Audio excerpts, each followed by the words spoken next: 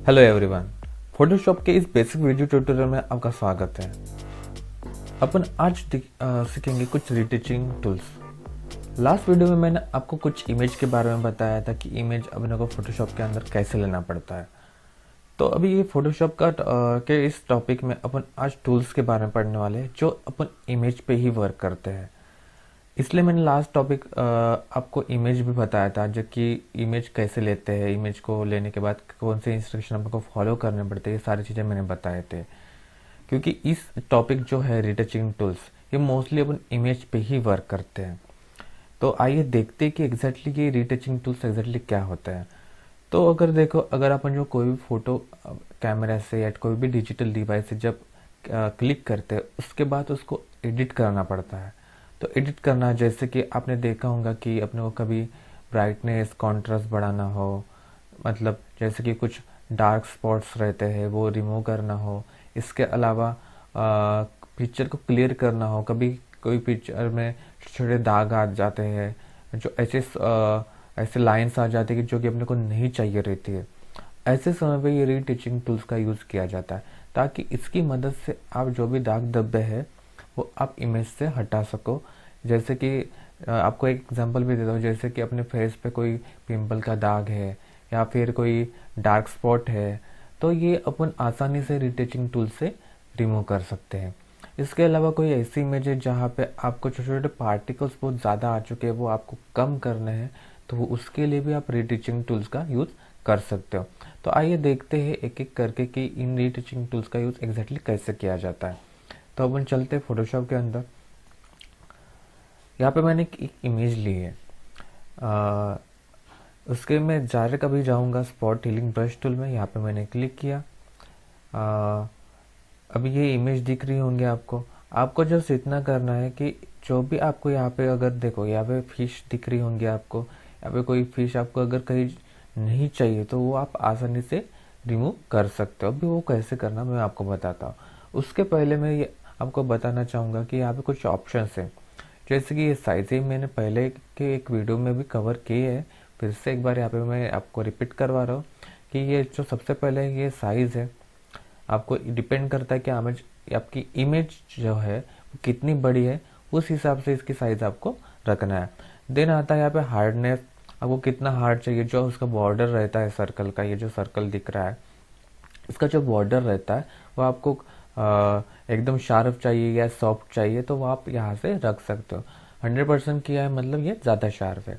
उसका स्पेसिंग कितनी चाहिए वो भी डिपेंड करता है आपको स्पेसिंग कैसे चाहिए, तो आप यहाँ पे कम ज़्यादा कर सकते हो। उसके अलावा ये दिया एंगल। अभी ये जो अपना जो कर्सर दिख रहा था आपको एकदम सर्कल में दिख रहा है, पर आपको सर्कल में नहीं चाहिए, दूसरे इसमें चाहिए, तो आप ऐसे भी कर सकते हो। और मोस्टली सर्कल ही रखिए, ताकि आप जो भी वर्क करते हो तो उसमें कैसे ज़्यादा एरिया वो कवर करेगा। दूसरे शेप में ये कम एरिया कवर करता है, इसकी वजह से दूसरा आप ना लो तो उतना अच्छा है। तो इस तरीके से आपको यहाँ पे सर्कल ही शेप रखना है, ताकि आपका मैक्सिमम एरिया कवर हो सके। और मैंने जैसे कि बताया, साइज आप यहाँ से कम ज़्यादा कर सकते हो। ठीक है। उसके बाद अपन अभी देखेंगे कि अभी जैसे कि मुझे यहाँ पे ये जो फीस दिख रही है, ये मुझे यहाँ पे नहीं चाहिए, तो आपको जस्ट क्या करना है, होल्ड करके इसके ऊपर जस्ट ये कर्सर ऐसे घुमाना है, जैसे आपको ये ब्लैक एरिया दिख रहा होगा, घुमाना है और छोड़ देना है। तो अभी आप देख सकते हैं कि यहाँ पे बिल्कुल फिश नहीं है, वो हट चुकी है, वो क्लियर हो चुका है, और पता भी नहीं चल रहा है कि वहाँ पे कोई फिश पहले थी। तो इस तरीके से आपको ये वर्क करना है। अभी इसमें कुछ ऑप्शन रहते हैं, वो ऑप्शन में आपको मैं बता देता हूँ। अगर आप ये ऊपर ऑप्शन बार में देखोगे तो यहाँ पे कंटेंट अवेयर पे अभी क्लिक हुआ है, और यही ऑप्शन मैक्सिमम यूज होता है। इसलिए आपको याद रखना है, यहाँ पे 3 ऑप्शन है, एक प्रॉक्सिमिटी मैच, क्रिएट टेक्सचर और कंटेंट अवेयर। तो आपको कभी भी कंटेंट अवेयर पे ही क्लिक करके रखना है, ताकि आपको जो आउटपुट चाहिए वो मिल सके। तो फिर ये दूसरा ऑप्शन किस लिए है, तो वो भी मैं आपको बता देता हूँ। जैसे कि सबसे पहले हम स्टार्टिंग इससे करते। अभी यहाँ पे अगर आप देखोगे, क्लिक करोगे, तो यहाँ पे इतने सारे मोड आ रहे हैं। आपको मैक्सिमम जो रखना है वो नॉर्मल मोड ही रखना है। इसके बाद यहाँ पे रिप्लेस, मल्टीपल, स्क्रीन, डार्कन, लाइटन, इस तरीके के मोड दिखाई दे रहे होंगे। अभी इसमें से आपको पहले बाय डिफॉल्ट जो मोड रहता है वो नॉर्मल रहता है। बाकी भी बहुत सारे ऑप्शंस है यहाँ पे, मैं आपको दिखा देता हूँ। जैसे कि यहाँ पे डार्कन करके एक ऑप्शन है।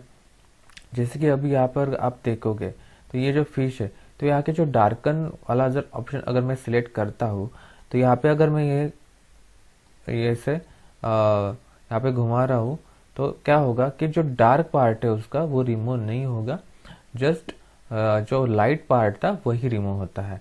तो इस तरीके से मैं डार्क पार्ट को अगर रखना है और जो लाइट पार्ट है वो हटाना है, तो आप इस मोड का यूज कर सकते हैं। उसी के जस्ट अपोजिट लाइटन वाला है। यहाँ पे क्या होता है कि लाइटन पार्ट ही रहता है, डार्क पार्ट हट जाता है। अभी आप देख सकते हो इस इमेज में डार्क पार्ट हट चुका है, जस्ट लाइट वाला पार्ट ही यहाँ पे है। तो इस तरीके से इसका यूज करना है। तो बाकी भी कुछ ऑप्शंस हैं, जैसे कलर में चाहिए तो कलर में कर सकते हो, ठीक है, इस तरीके से। उसके बाद आता है ये ऑप्शन, जैसे कि मैंने आपको पहले कंटेंट अवेयर के बारे में बताया था, वैसे ही यहाँ पे क्रिएट टेक्सचर करके भी ऑप्शन रहता है। अगर आप इस पे क्लिक करते हो तो क्या होता है कि आप जो भी, जैसे कि इस जगह पे मैं ये यूज कर रहा हूँ, अभी देखना, तो यहाँ पे क्या होता है, एक टेक्सचर आता है, वो हटता नहीं है, पर वहाँ पे एक अलग एक टेक्सचर आता है जो आप यूज कर सकते हो। देखिए एक अलग सा ही टेक्सचर वहाँ पे आपको को मिल रहा है, ठीक है। तो इसलिए मैंने पहले ही बताया कि सबसे ज़्यादा अपने कंटेंट अवर ही यूज होता है। दूसरा एक तीसरा की वो ऑप्शन यहाँ पे अवेलेबल है, जो कि प्रॉक्सिमिटी मैच। यहाँ इसका काम ये रहता है कि ये चेक करता है कि आप जो भी कुछ यहाँ पे इस टूल की मदद से एडिट कर रहे हैं वो मैच हो रहा है कि नहीं। देखिए वो ये क्या करता है, बैकग्राउंड उसका और जो भी ऑब्जेक्ट ऊपर है उसको मैच करने की कोशिश करता है, देख सकते हैं आप। पर वो ये रिमूव नहीं करता, ना ही हटाता है, जस्ट तो चेक करता है कि बैकग्राउंड के हिसाब से या फिर दूसरे ऑब्जेक्ट के हिसाब से वो बराबर है कि नहीं। अगर हो नहीं है तभी वो चेंजेस करेगा, नहीं तो प्रॉपर तरीके से वैसे का वैसा आउटपुट अपने को देगा। तो इसकी तरीके से अप्रोक्सीमेट मैच का काम रहता है, ठीक है। तो आपको ध्यान रखना है कि आपको हमेशा यहाँ पे नॉर्मल मोड और यहाँ पे कंटेंट अवेयर ही रखना है। नेक्स्ट अपन देखते हैं कि यहाँ पे सैम्पल ऑल लेयर्स करके एक ऑप्शन है। अभी सैम्पल ऑल लेयर का काम ये रहता है कि देखो यहाँ पे मैंने अभी जस्ट एक ही लेयर ओपन किया, मतलब एक ही इमेज है, यहाँ पे देख सकते हो जस्ट एक ही लेयर है। अभी सैम्पल ऑल लेयर्स में क्या होता है कि अगर कोई इमेज अपन यहाँ पे ओपन करते हैं, कोई दूसरी इमेज इसके ऊपर ओपन करते हैं और अपने को दोनों को साथ में अगर ये tool spot healing brush tool का यूज करना है तो आप कर सकते हो। तो इसी के लिए सैम्पल ऑल लेयर पे क्लिक करना है। या आपको तभी करना है क्लिक जब आपको दोनों इमेज पे, जब मतलब कभी कभी ऐसी रिक्वायरमेंट आ जाती है कि दोनों इमेज को एक ही जगह पे मर्ज करना पड़ता है और दोनों को साथ में उसको एडिट करना पड़ता है। ऐसे समय पे आपको स्पॉट हीलिंग ब्रश टूल का यूज करना हो तो आपको तब सैम्पल ऑल लेयर्स का यूज करना पड़ेगा। तो अपन नेक्स्ट टूल की तरफ बढ़ते हैं। नेक्स्ट टूल है अपना healing brush tool. Healing brush tool में क्या है कि यहाँ पर भी ये ऑप्शन सेम ही है।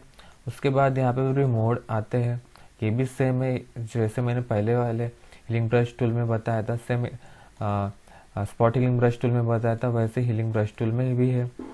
जैसे कि इसमें अगर आप देखोगे सैंपल है और एक पैटर्न है, तो आपको पहले सैंपल पे ही क्लिक करना है। पैटर्न का मैं बाद में बताता हूँ। सैंपल में अभी ये देखोगे तो आपको क्या करना है, यहाँ पे एक अपने को पहले सैंपल लेना पड़ता है जो एरिया ठीक है या फिर आपको लग रहा है कि वही आपको वहाँ पे चाहिए दूसरी जगह पे। तो क्या करना है, आपको जस्ट कीबोर्ड के अल्ट क्लिक करके यहाँ से एक सैंपल लेना है। जैसे कि मैंने यहाँ पे लिया, मैंने अल्ट प्रेस करके रखा है और यहाँ पे सैंपल ले रहा हूँ। उसके बाद क्या करना है, आपको जहाँ पर भी वो दिखाना है, देखो मैं यहाँ पे वो कर रहा हूँ, देखिए हो गया। मतलब यहाँ पे जो मैंने सैंपल लिया तो वो यहाँ पे आ गया और पता भी नहीं चल रहा है। तो इस तरीके से अपने को हीलिंग ब्रश टूल का यूज करना है। इसके अलावा यहाँ पे एक ऑप्शन है, जैसे कि अभी पैटर्न, अभी पैटर्न अवेलेबल है, आप से कोई भी पैटर्न आप ले सकते हो। जैसे कि मैंने अभी ये पैटर्न लिया, तो पैटर्न भी आप किसी के ऊपर फिल कर सकते हो। देखिए दिख रहा है इस तरीके से। तो ये हो गया, मैं पैटर्न भी इस पे कर सकता हूँ। इसमें अभी ध्यान देने वाली बात ये है कि अगर मैं आपको कहीं भी आप पैटर्न अप्लाई कर रहे हो तो आप अगर ध्यान से देखोगे, मैं आपको चेंज करके दिखाता हूँ। अभी मैं ये पैटर्न यहाँ पे यूज़ कर रहा हूँ। अगर आप देखोगे फिर से लगाया तो फिर से उसकी डिज़ाइन चेंज हो जाती है। मतलब फिर से एक बार किया, दूसरी बार किया, तीसरी बार किया तो उसकी जो जो पैटर्न की डिज़ाइन है जैसे कि देखो चेंज हो रही है। और यहाँ पे उसके बाजू में एक ऑप्शन है जिसको बोलते हैं अलाइन। अलाइन एक बार यूज़ किया तो एक बार आप यूज़ करने के बाद सैंपल, फिर उसके बाद आप कितनी भी बार उसके ऊपर यूज़ करो तो वो जो पैटर्न है वो चेंज नहीं होता है। तो अगर आपको लग रहा है कि एक बार मैंने अप्लाई करने के बाद जो सैंपल यहाँ पे आ रहा है वो सैंपल चेंज नहीं, मतलब उसका पैटर्न चेंज नहीं होना चाहिए, तब आपको अलाइन करना है। देखो अलाइन है इसलिए यहाँ पे वो चेंज नहीं हो रहा है, बट वही मैं हटा देता हूँ तो देखो आप देखो चेंज हो रहा है। इस तरीके से आपका सैंपल भी चेंज हो जाएगा। तो इस तरीके से पैटर्न का आपको यूज़ करना है। अपन देख ये आपको समझ आ चुका होगा। अभी अपन नेक्स्ट टूल देखते हैं। नेक्स्ट टूल है अपना यहाँ पे जिसको बोलते हैं पैच टूल। पैच टूल भी बहुत ज़्यादा यूज़ किया जाता है। पैच टूल का काम ये रहता है, मैं अभी दूसरी इमेज पे आपको दिखाना चाहूँगा कि अभी ये पैच टूल है। जैसे कि आपको अगर अभी ये जो फिश है, आपको ये फिश इधर नहीं इस साइड चाहिए तो आप इसको मूव कर सकते हो। देखिए मैंने यहाँ से यहाँ पे मूव कर दिया क्योंकि ये डेस्टिनेशन मैंने सेलेक्ट किया था। ठीक है, जैसे कि अभी मैं इसको भी मूव करना है तो कहीं पर भी मूव कर सकता हूँ। देखिए ये हो गया पैच टूल का काम। मतलब आप एक जगह से दूसरी जगह सेम इमेज पे मूव करना है तो आप इस पैच टूल की मदद से मूव कर सकते हो। ठीक है, यहाँ पे एक और ऑप्शन है जिसको है सोर्स।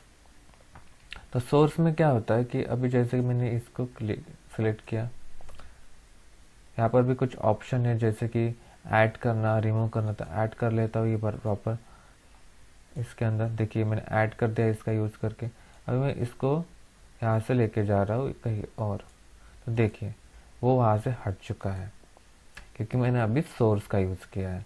और डेस्टिनेशन का जब यूज़ किया था तो वो एक जगह से दूसरी जगह पे मैं मूव कर सकता था, बट वही सोर्स का यूज़ कर रहा हूँ तो मैंने उसको सिलेक्ट किया।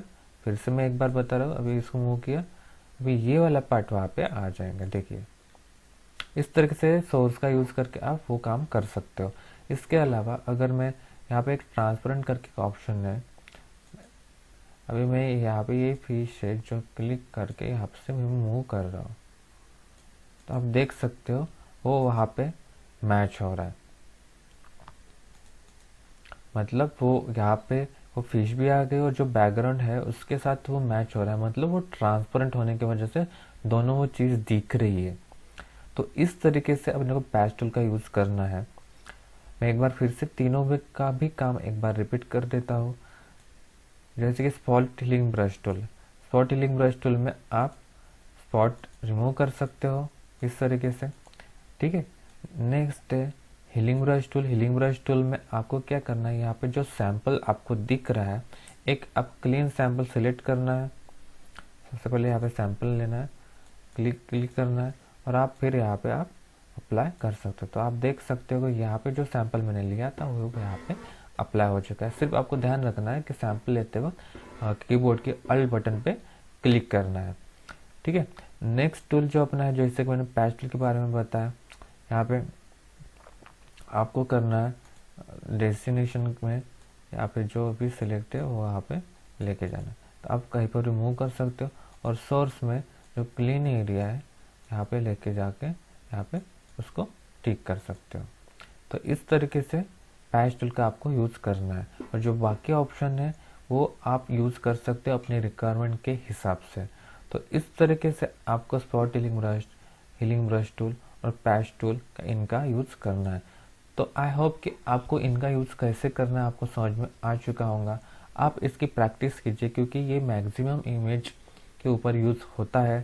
तीनों का भी यूज़ वो ज़्यादा होता है, स्पॉट हीलिंग ब्रश टूल और पैच टूल। रही बात नेक्स्ट कंटेंट अवेयर टूल और रेड आई टूल की, ये अपन दो टूल नेक्स्ट वीडियो में कवर करेंगे। तब तक आप जस्ट इनकी अच्छे से प्रैक्टिस कर लीजिए और अप्लाई करके देखिए अलग अलग इमेज पे और प्रैक्टिस कीजिए। तो अब नेक्स्ट वीडियो में फिर से मिलेंगे नेक्स्ट टूल के साथ। तब तक के लिए बेस्ट ऑफ लक और बाय।